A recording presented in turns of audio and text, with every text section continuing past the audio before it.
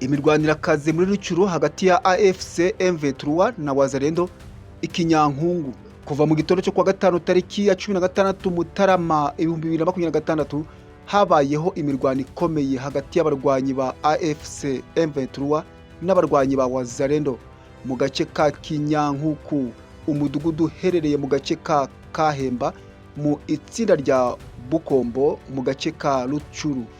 Nk'uko amakuru aturuka mu gace ka Kahemba abivuga, imirwano yatangiye ahagana saa 11 za mu gitondo mu bikorwa bya gisirikare byakozwe na AFC M23 irimo guhiga ingabo za Wazalendo muri aka gace k'ubwami bwa Bwito. Mu masaha ya mu gitondo humvikanaga urusaku rw'ibisasu biremereye n'ibyoroheje bihagarika ibikorwa by'ubuhinzi mu midugudu myinshi ikikije, harimo na Buhehe hafi ya Kityanga. Imirwano irakomeje mu midugudu iri hafi ya Kinyankuku, mu gihe hagati mu mujyi habayeho agahenge k'akanya gato. Ibi ni ibikorwa biri kubera ikinyankuku. M23 iriho kandi kuva muri iki gitondo yahanganye na Wazalendo, ariko imirwano yavuye hagati ubu irabera mu turere dukikije. Hari tuze nyuma y'urugomo.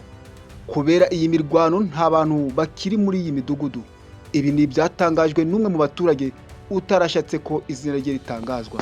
Igice cyose cy'amajyaruguru y'uburasirazuba bw'aka gace gikomeje kwibasirwa n'indwara yo mu mutwe bitewe n'umutekano muke ukomeje kwiyongera uterwa n'ibikorwa bya AFC M23 byibasira imitwe ya Wazalendo ikiri muri ako gace.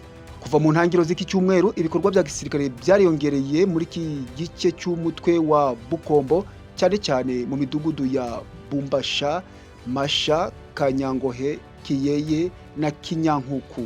Murakoze kudutega amatwi, naho ubutaha.